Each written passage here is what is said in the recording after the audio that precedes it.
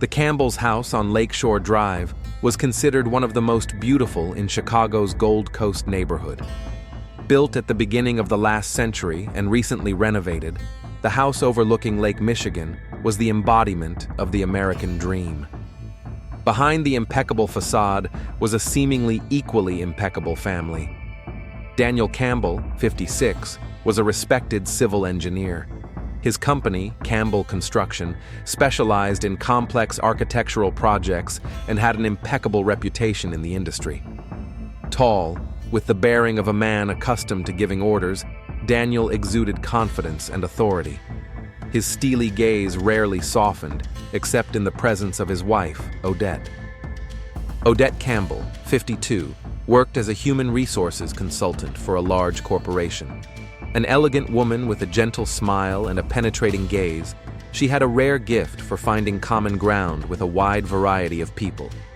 Unlike her husband, whose career had developed rapidly and publicly, Odette preferred to remain in the shadows, even though her professional achievements were no less significant. In Chicago social circles, the Campbells were role models. Michael Donovan was one of the few people who knew Daniel before his dizzying success. They met 35 years ago when they were both working on construction sites to earn money for college. Now, Michael headed the sales department at Campbell Construction and was the only person who could afford to argue with Daniel at business meetings. Short, energetic, with an infectious laugh, he balanced his friend's seriousness and reserve. "You know what's amazing about Dan?" Michael once said at a company party when he had had one too many. "This man hasn't changed since we were young. Same principles, same values. In a world where people change their beliefs more often than their socks, he is a constant." There was some truth in that. Daniel adhered to strict traditional views inherited from his father, an old-school military officer. Duty, honor, responsibility. These words were not empty phrases for Campbell Sr. He grew up in a family where the man was expected to be the breadwinner and protector, and the woman was expected to be the keeper of the home. Although Odette worked and built her own career, at home, Daniel expected her to fulfill her female duties. Strangely, this did not cause any conflict. Odette seemed to accept these rules without objection. Catherine Baker, Odette's closest friend, often expressed her bewilderment about this. Unlike the Campbells, Catherine was divorced, had a turbulent youth behind her, and was known for her progressive views. Working as the editor-in-chief of a popular online publication, she was not afraid to raise sensitive social issues. "I don't understand how you put up with it," Catherine would say during their traditional Sunday brunches. "We live in the 21st century, and he expects you to play the role of a housewife from the 50s. Odette usually responded with a calm smile. "We all have our compromises, Kat. Daniel has never interfered with my career, and if it's important to him that I be a traditional wife at home, what's wrong with that?" Odette and Daniel had no children, the only cloud on their otherwise perfect horizon. In the early stages of their marriage, they had undergone various fertility treatments, but without success. Odette convinced her husband to accept this fact, although it was a serious blow to Daniel, who dreamed of continuing the family line. Over time, he directed his energy toward expanding his business, while Odette devoted herself to charity work, especially programs to help at-risk children and teenagers.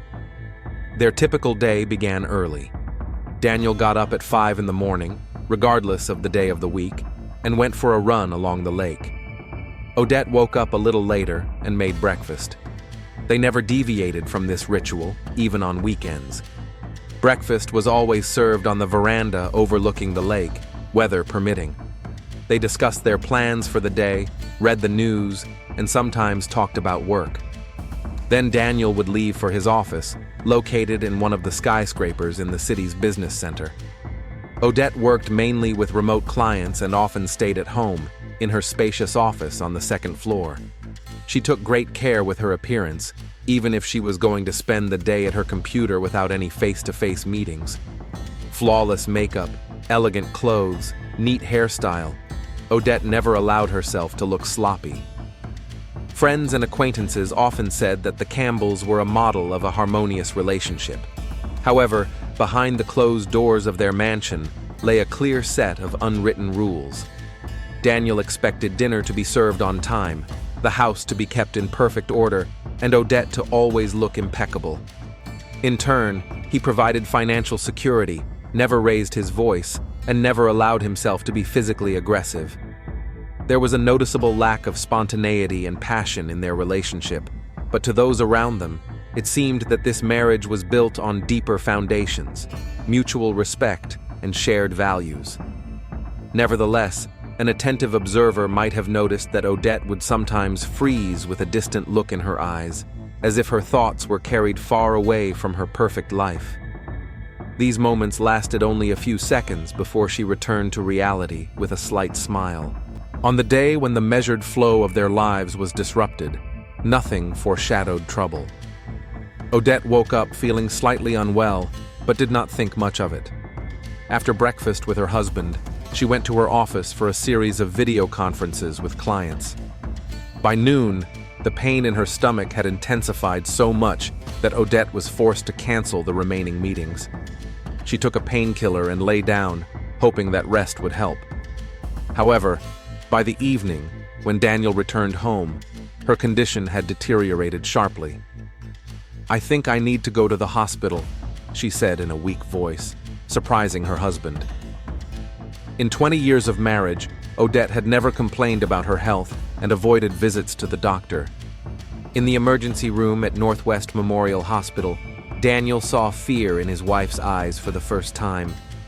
While the doctors were examining her, he sat in the hallway, feeling an unfamiliar sense of helplessness.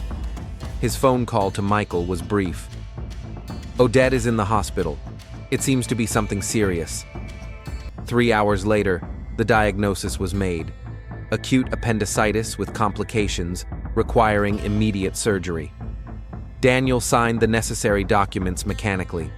The surgeon, Dr. James Warren, assured him that the procedure was standard, although the inflammation had progressed quite far.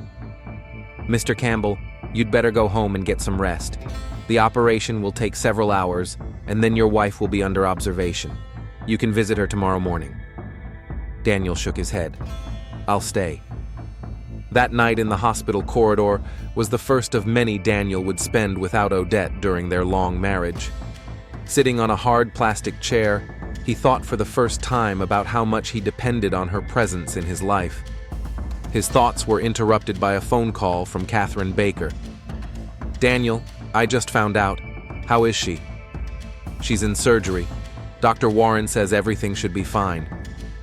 There was a pause. Then Catherine asked in an unexpectedly tense voice, "Dr. Warren? James Warren?" "Yes. Do you know him?"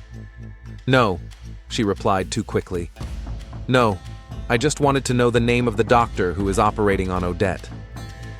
After the conversation ended, Daniel couldn't shake the feeling that there was an alarm in Catherine's voice that didn't match the situation. But fatigue took its toll, and soon the thought dissolved into a half-sleep. In the morning, Dr. Warren reported that the operation had been successful, but additional complications had been discovered during the procedure, requiring a longer hospital stay and a series of tests. "What complications?" Daniel asked, feeling his anxiety grow. "We found abnormalities in the abdominal cavity that require further investigation. I don't want to alarm you prematurely, Mr. Campbell. Let's wait for the test results." Something resembling confusion flashed across Dr. Warren's face for a moment. He quickly changed the subject to the details of post-operative care, but Daniel couldn't shake the feeling that something was being kept from him. When he was finally allowed to see Odette, she looked pale and exhausted, but she smiled when she saw her husband. Flowers from Catherine were already on her bedside table. "Did she call?" Odette asked weakly. "Yes, last night." "What did you tell her?" The question seemed strange to Daniel, but he chalked it up to the effects of the anesthesia. "That you have appendicitis and are undergoing surgery. What else could I say?" Odette closed her eyes and shook her head slightly. "Nothing. I'm just glad you're here." In the days that followed, Daniel took time off work for the first time in many years to spend time with his wife in the hospital. He noticed the strange behavior of the medical staff. Some nurses and doctors seemed to avoid direct contact with him and gave evasive answers to questions about Odette's condition. Dr. Warren had several long conversations with her alone, after which Odette looked distressed. Once, when Daniel returned from the cafeteria, he found Catherine at Odette's bedside. They were talking in low voices, but fell silent as soon as he crossed the threshold of the room. The atmosphere in the room changed instantly. "I brought you some tea," he said, pretending not to notice the tense silence. "Thank you, dear." Odette took the cup with trembling hands. "Catherine just stopped by to see how I was feeling." Catherine stood up, avoiding direct eye contact. "I have to go. Get well, Odette." "Daniel?" She nodded to him. "Take care of her." After she left, a heavy silence hung in the room. Daniel sat down on the edge of the bed and took his wife's hand. "What's going on, Odette?" "I feel like you're hiding something from me." She looked into his eyes for a long time, as if trying to make a decision. Finally, with a deep sigh, she said, "There's something we'll talk about when I get home. I promise. Right now, I just want to rest." Daniel didn't insist. In 20 years of marriage, he had learned to respect his wife's boundaries. But for the first time in a long time, he felt a chill of uncertainty. What could be so serious that Odette didn't dare tell him here and now? The answer came in an unexpected way. The next morning, while packing his wife's things for her hospital visit, Daniel accidentally dropped her makeup bag.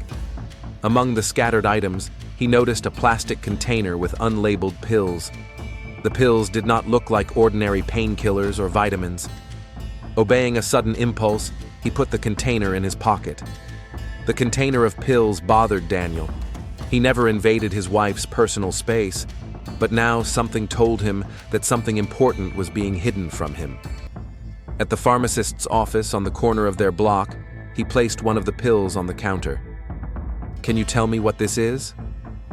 The pharmacist examined the pill carefully and replied, "It's a hormonal drug containing estrogen and progesterone.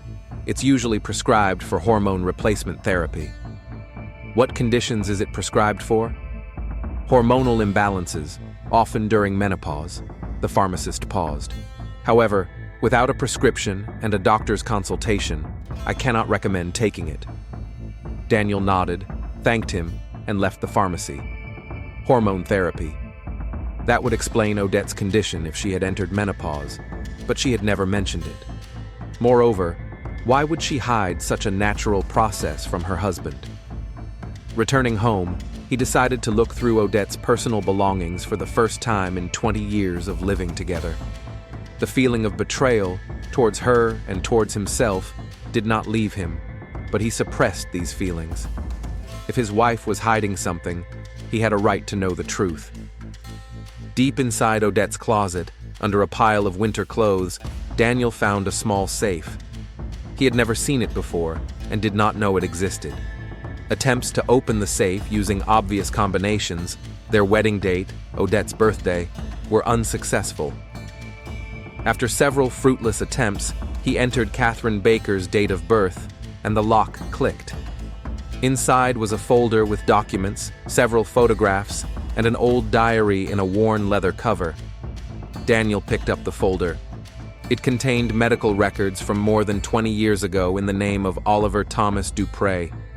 Among them were records of a series of surgical operations, consultations with an endocrinologist, and a psychiatric report, all indicating a sex change process.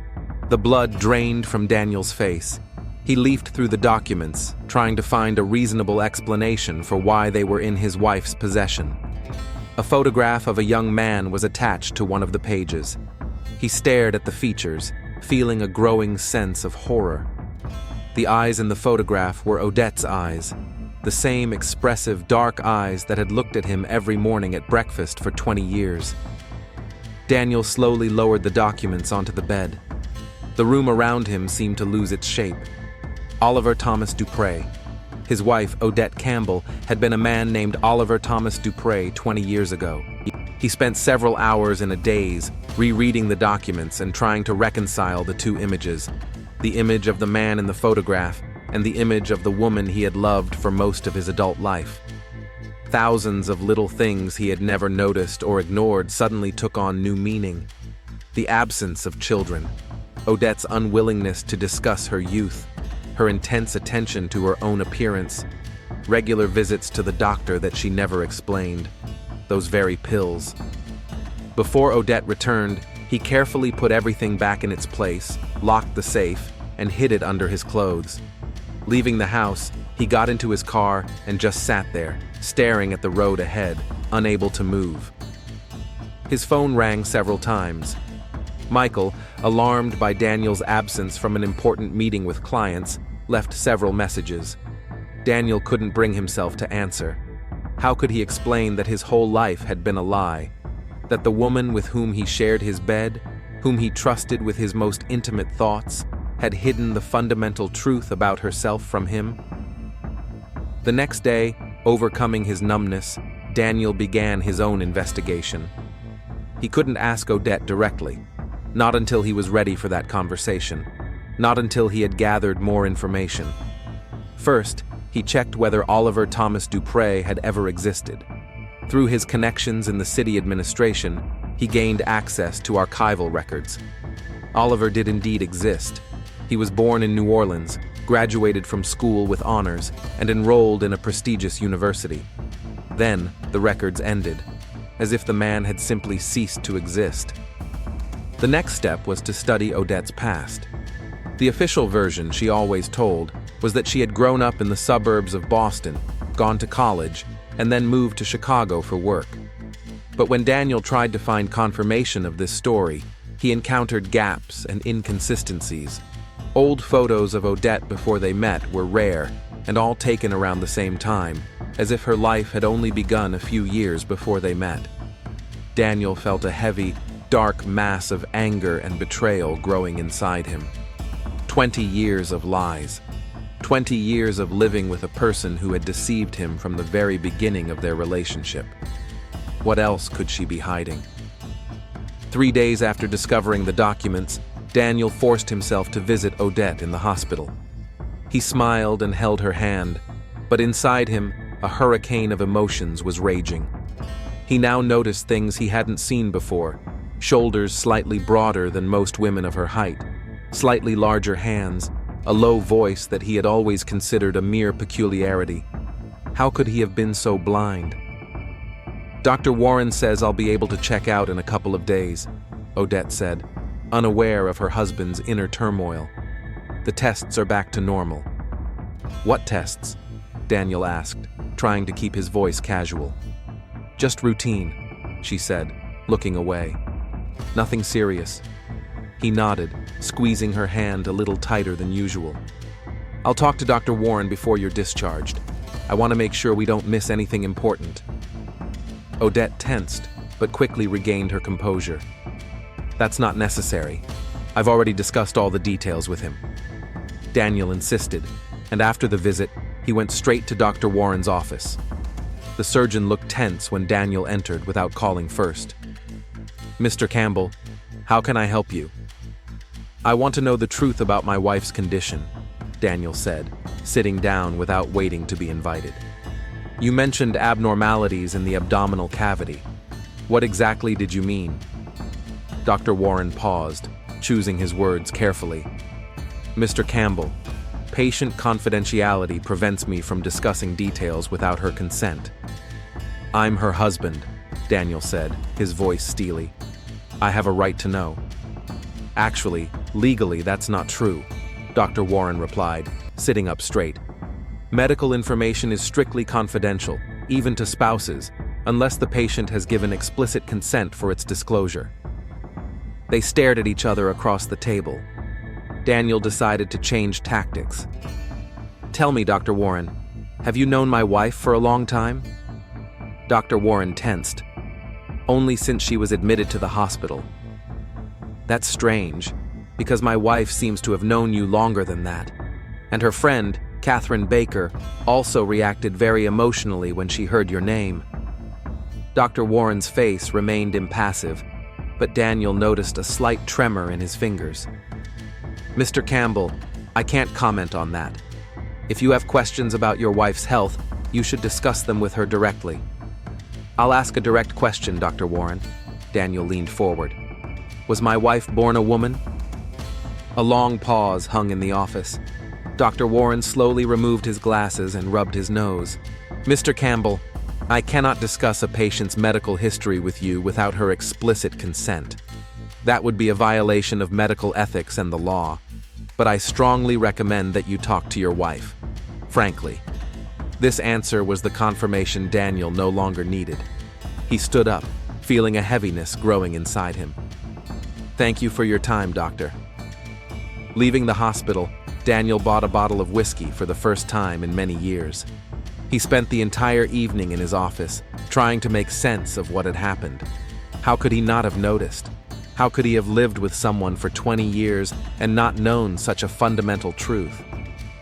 He remembered their first meeting, at a charity event where Odette was volunteering. Her reserve and elegance, her deep gaze, her calm confidence, all of this attracted him from the very first moment. Their romance developed rapidly. They were married less than a year later. Odette never talked about her family, explaining that she had a complicated relationship with her parents. Daniel, who valued personal boundaries, didn't press the issue. Now he understood that it was part of her strategy to keep him from learning the truth. Every happy moment of their life together was now tinged with the bitterness of deception. Their first kiss, their honeymoon in Italy, their weekends together on Lake Michigan, the sleepless nights when they made plans for the future, all these memories now seemed poisoned. The psychological tension grew. Daniel stopped sleeping. His appetite disappeared. He canceled all his business meetings, citing family circumstances. Michael called every day, concerned about his condition, but Daniel responded with short answers. On the fifth day after discovering the documents, he saw an advertisement in the newspaper for a gun for sale. The impulsive decision to visit the seller came suddenly. Daniel had never been interested in weapons, but now he felt a strange need for something that would give him a sense of control over the situation. The seller, an elderly man with a suspicious look, asked a few formal questions about his license and the purpose of the purchase. Daniel lied without hesitation, saying he was concerned about the security of his home. An hour later, he had the gun in his hands, heavy, cold, threatening. He hid it in the safe in his office, not fully realizing why he had bought it. The day Odette was discharged from the hospital came suddenly. Daniel arrived to pick her up, feeling strangely detached. The woman who got into his car now seemed like a stranger to him. He examined her every gesture, every word from a new perspective, looking for confirmation of his discoveries. Odette touched his hand, a familiar, intimate gesture that had once brought comfort. Now Daniel could barely resist the urge to pull his hand away. Daniel, I've been thinking about our conversation, about what I wanted to discuss after I was discharged. She paused. I think now is the right time. He gripped the steering wheel so tightly that his knuckles turned white. Not now, Odette. You just got out of the hospital. You need rest. She nodded, but there was a flicker of anxiety in her eyes. Daniel could see that she suspected something had changed, but she didn't yet know that he had already discovered her secret. A secret she had kept for 20 years and which had now destroyed their marriage forever. The first few days after Odette's return home were spent in an oppressive atmosphere of unspoken words. Daniel avoided long conversations and physical contact, citing his heavy workload. He spent most of his time in his office, locking the door, an uncharacteristic habit that did not escape Odette's attention. His sleep became fitful and restless. When he did fall asleep, he was tormented by nightmares in which Odette's familiar features transformed into the male face from Oliver's photograph. He would wake up in a cold sweat, his heart pounding wildly. Odette tried to talk to him about his condition, but Daniel dismissed her concerns with growing irritation. 20 years of living together had taught Odette to recognize the slightest changes in her husband's mood, and now she sensed that something fundamental had changed in their relationship. One morning, while reviewing his business mail, Daniel found the name Dupré on a list of former employees of an architectural firm in New Orleans with which his company had once collaborated. Feeling his pulse quicken, he dialed the number. Harris & Partners Architects, how can I help you? Good afternoon, my name is Daniel Campbell. I am the head of Campbell Construction in Chicago. We worked with your firm about 10 years ago. Yes, Mr. Campbell, I remember that collaboration. How can I help you? I'm trying to contact a former employee of your company, Oliver Dupré. Do you have his contact information? There was a long pause. Oliver Dupré.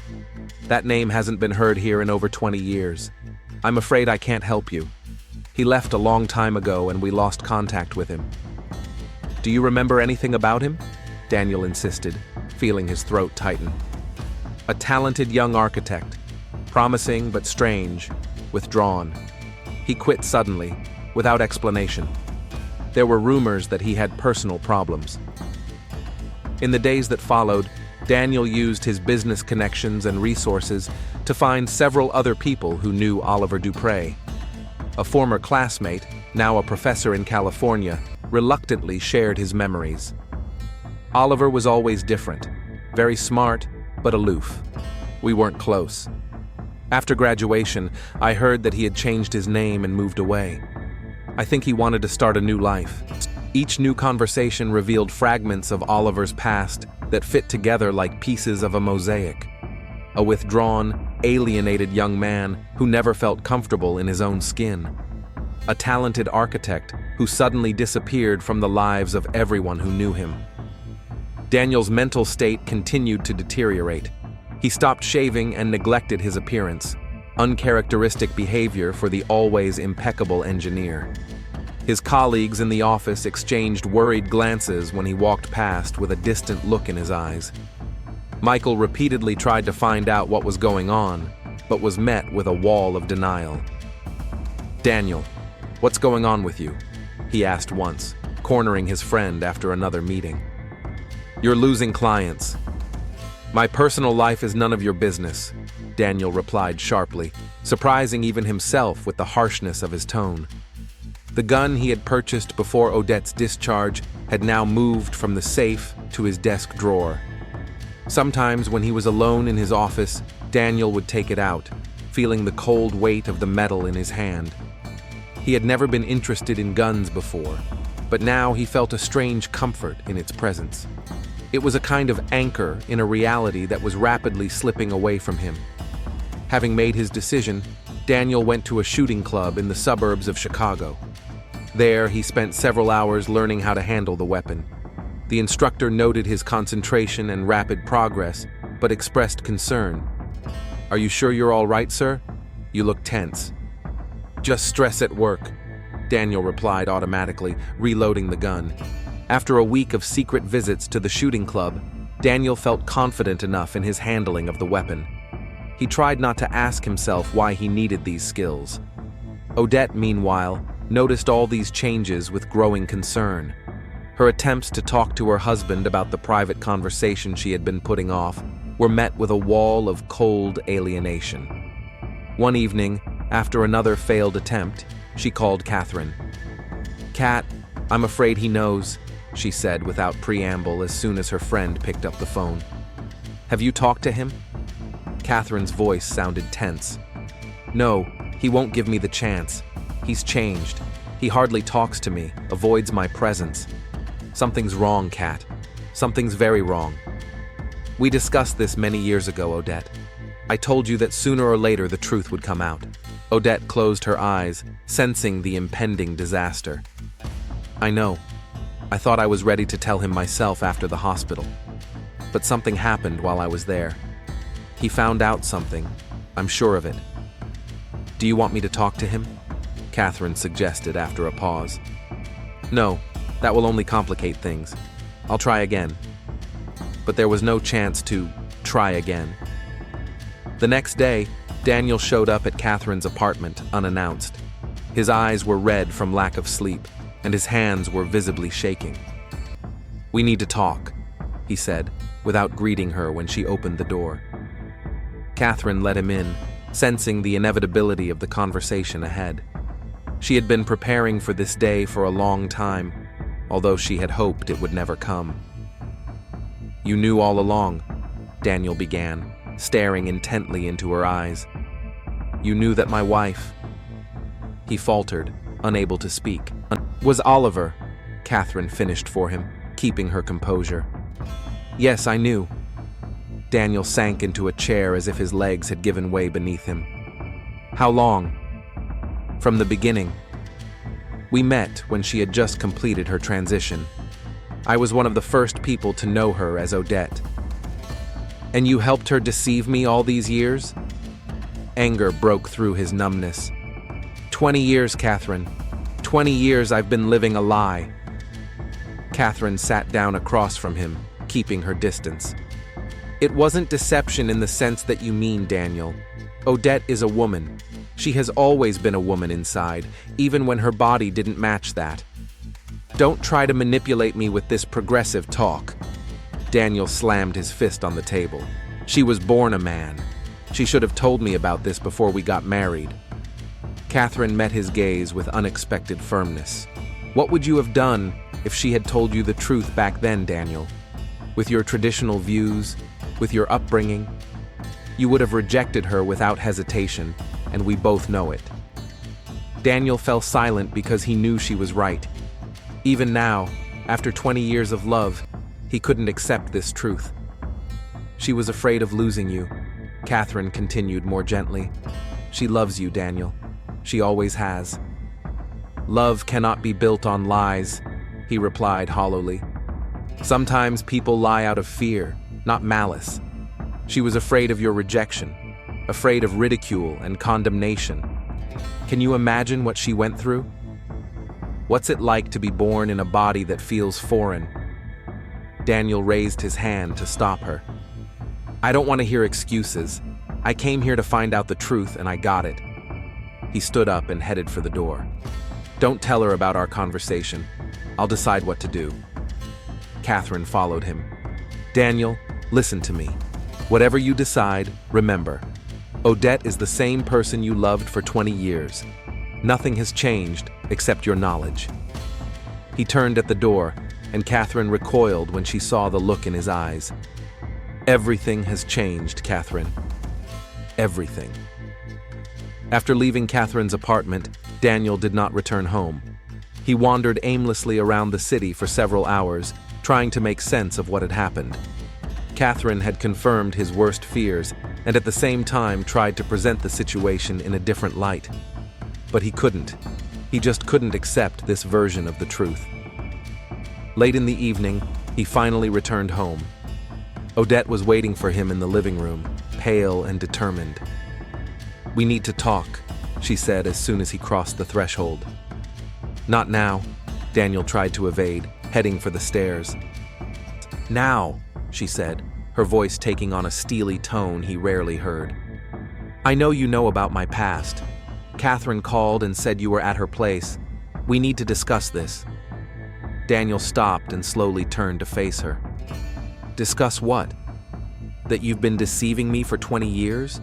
That our marriage is based on lies? That you're not who you say you are?" Odette took a step toward him, but he backed away. "I've always been myself, Daniel. The body I was born in doesn't define who I am." "Don't give me that sloganeering," he hissed through clenched teeth. "You knew my views. You knew how important family and continuing the family line were to me, and you deliberately deprived me of the opportunity to have children." "We could have adopted a child," Odette replied quietly. "You never wanted to talk about it." "Because I thought it was because of your infertility, not because you're—" He couldn't finish the sentence. Odette lifted her chin, tears glistening in her eyes. "Say it, Daniel. Say what you think." "That you're a man," he squeezed out. "That all this time I've been living with a man." "I'm a woman," Odette said firmly. "I've always been one inside, even when my body said otherwise.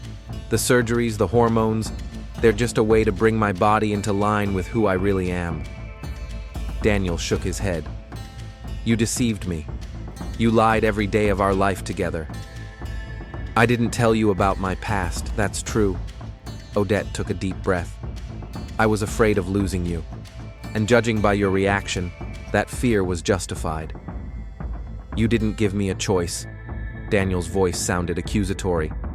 "You decided for me. What choice would you have made if you had known?" Her voice trembled. "You wouldn't have even looked at me twice."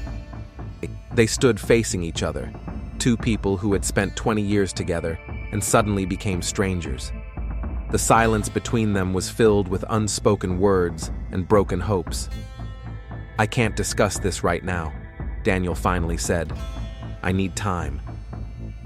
He went up to his office and locked the door. In the desk drawer lay a gun, a cold and heavy symbol of a final decision.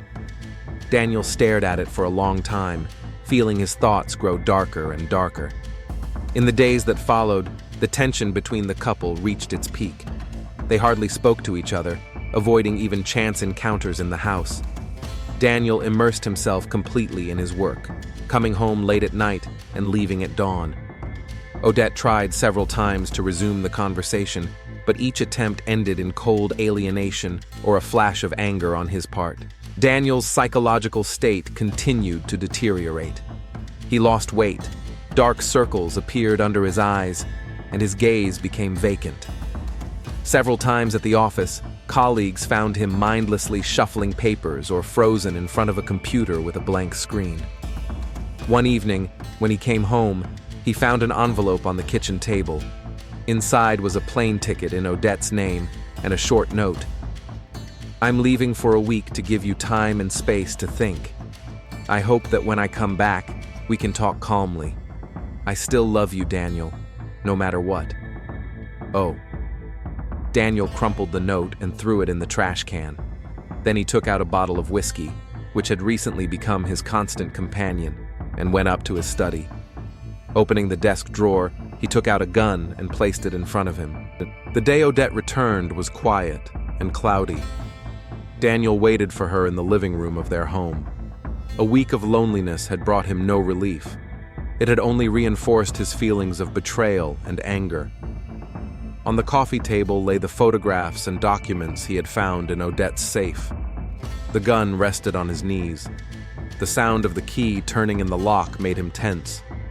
Odette entered, leaving her suitcase in the hallway. She looked tired, but determined. Seeing Daniel with the documents and the gun, she stopped, but showed no fear, only deep sadness. "I see you've made your decision," she said quietly. 20 years of lies," Daniel replied, his voice strangely calm. "For 20 years you forced me to live in a false reality. Our love wasn't fake, Daniel.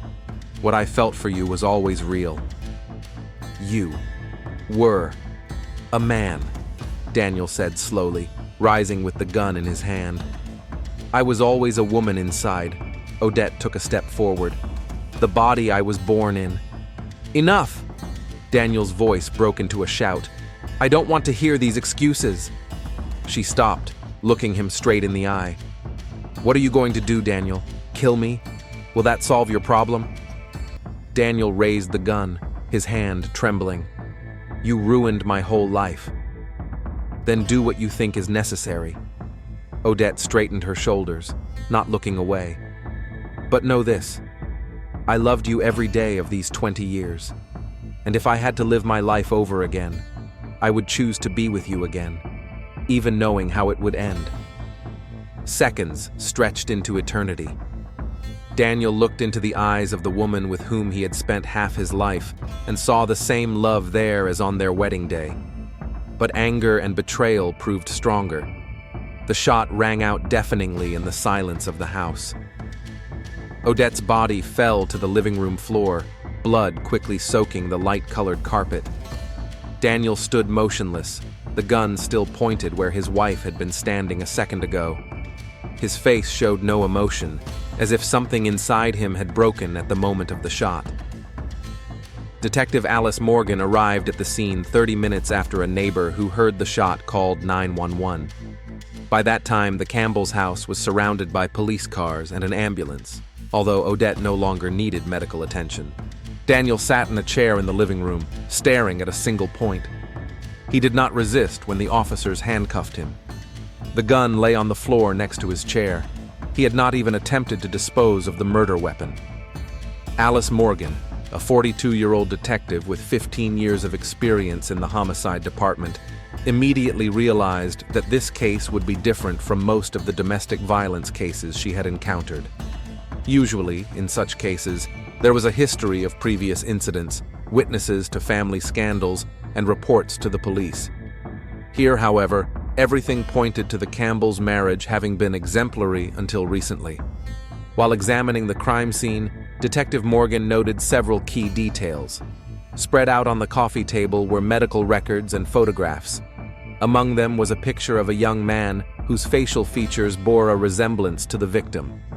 Morgan's attention was particularly drawn to a folder with medical records in the name of Oliver Thomas Dupre, dated more than 20 years ago. The medical examiner, Dr. Ramirez, examined the body and stated, "A single gunshot wound to the heart. Death was instantaneous.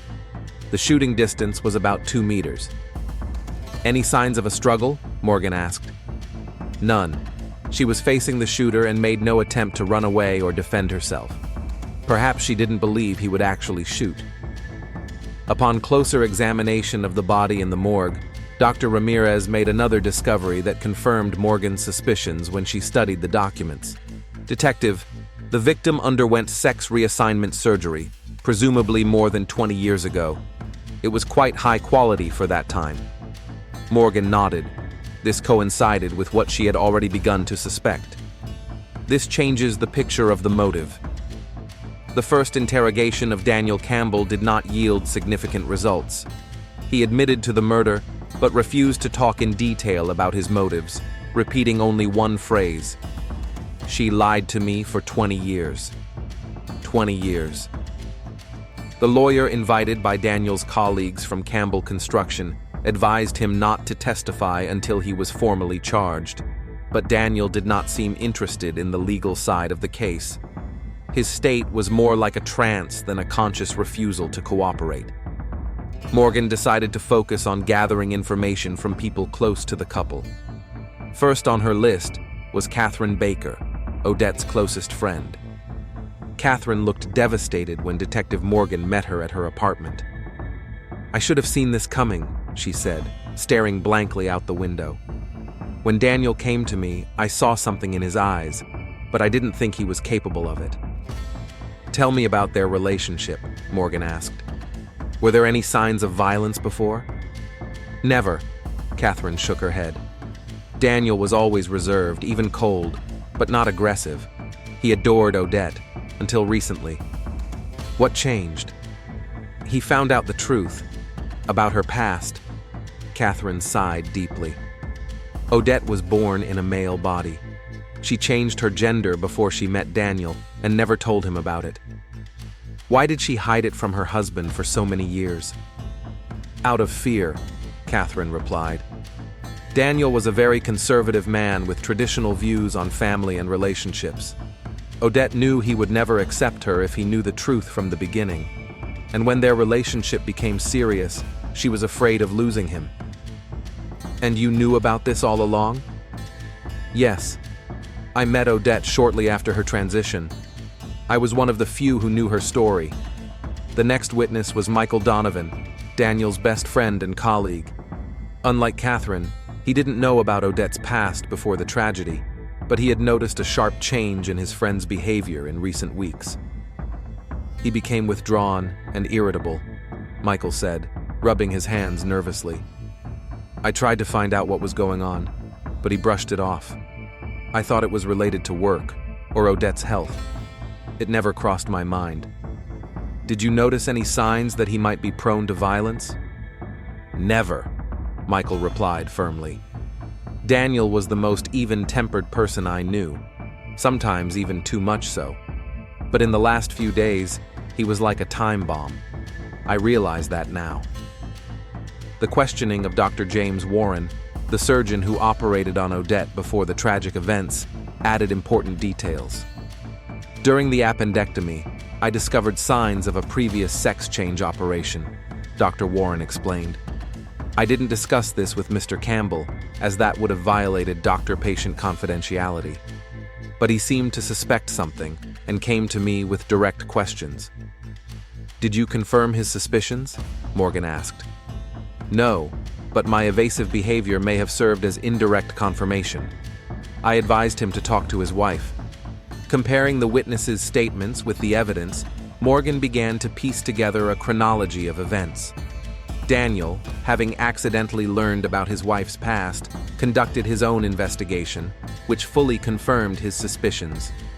Unable to accept this discovery, he purchased a weapon and, after Odette's week-long absence, killed her immediately upon her return. To assess the psychological state of the accused, Dr. David Hawkins, a forensic psychiatrist with experience in high-profile criminal trials, was brought in. After several sessions with Daniel, he presented his preliminary conclusion. "We are dealing with a classic case of acute psychological trauma, exacerbated by rigid thinking and an inability to adapt to the destruction of fundamental beliefs about one's life," Hawkins explained to Detective Morgan and Prosecutor Jenkins. Mr. Campbell built his entire identity on certain traditional ideas about family, marriage, and gender roles. The discovery of his wife's past completely destroyed that construct. "Is he insane?" the prosecutor asked bluntly. "No," Hawkins shook his head. "At the time of the crime, he was aware of the nature of his actions and their illegality. But his ability to control his actions was significantly impaired due to a psychological crisis." "So, limited sanity?" Morgan clarified. "That's for the court to decide, but from a psychiatric point of view, yes.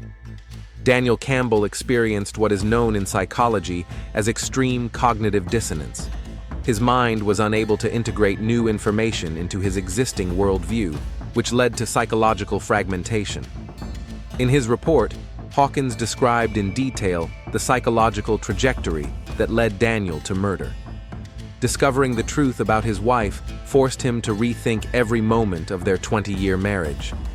Every memory, every intimate moment was now perceived through the prism of deception.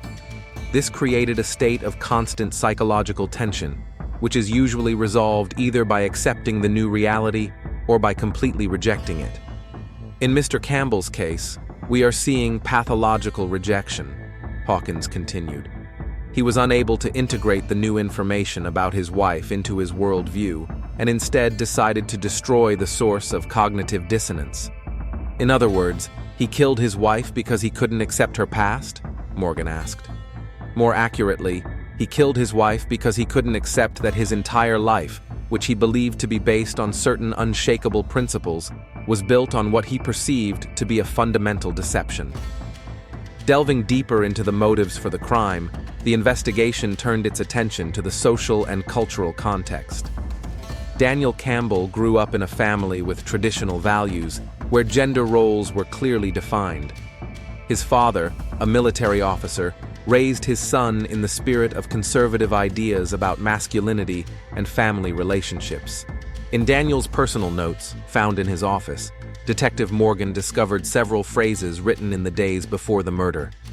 "My whole life has been a lie. 20 years with a stranger. How could I not see?" These notes confirmed Dr. Hawkins's conclusions about a deep psychological crisis. Of particular interest to the investigation was the question of when exactly Daniel decided to kill Odette. According to the testimony of the gun dealer and the instructor at the shooting club, Daniel purchased the gun and began learning to shoot a few weeks before the murder, which could indicate that the crime was premeditated. However, Dr. Hawkins offered an alternative interpretation. The purchase of the weapon may have been a way of gaining control over a situation that seemed chaotic to him.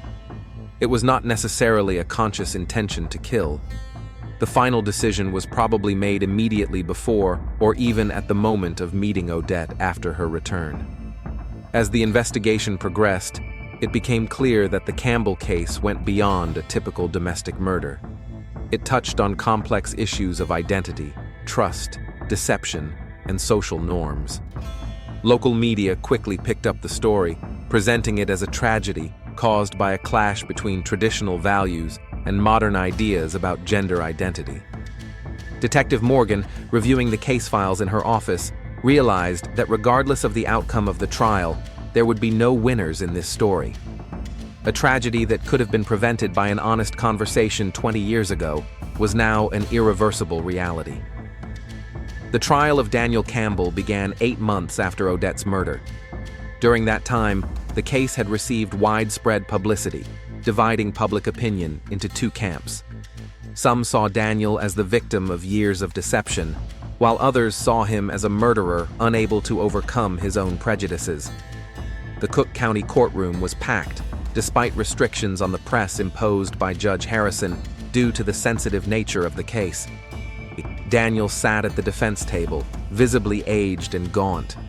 During his months in pre-trial detention, his hair had turned gray, and his once sharp and confident gaze now seemed dull.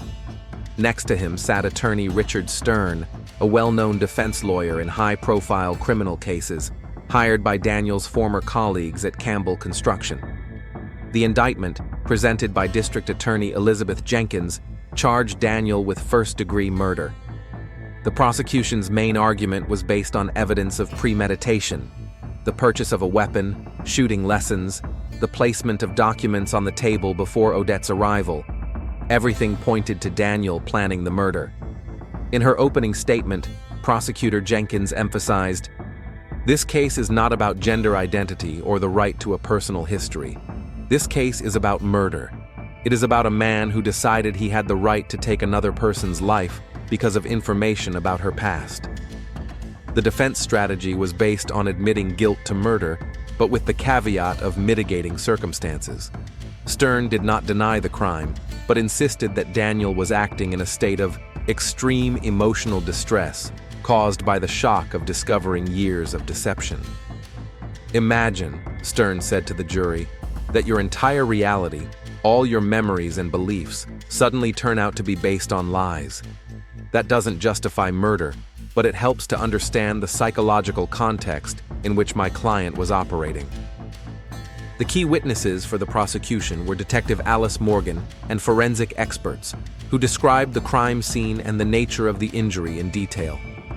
Their testimony painted a picture of a cold-blooded murder, a single precise shot to the heart from 2 meters away, with no signs of struggle or resistance from the victim.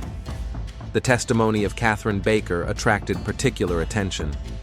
When asked by the prosecutor why Odette had hidden her past from her husband, Catherine replied with restrained dignity, "She was afraid of his rejection.